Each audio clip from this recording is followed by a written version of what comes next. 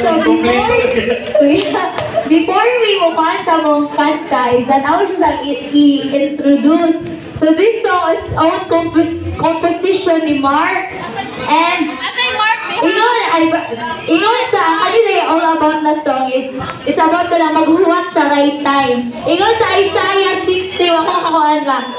When the time is right, I the Lord will make it happen. So mga igsoon, mga batanon, if dili mo gusto mo masakitan, then maghulat ka sa right time, sa the right person, na ihatag sa atong buhay. Hallelujah.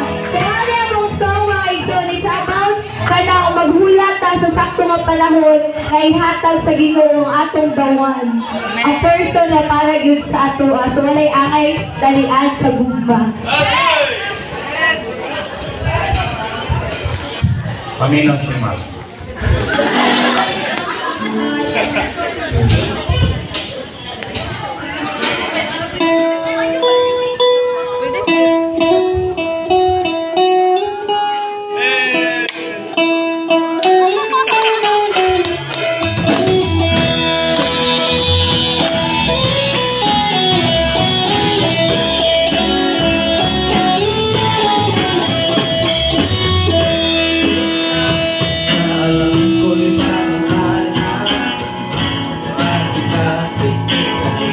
Sa tunga Pagbati nga wala ang ginako damha Malipayon lang gyud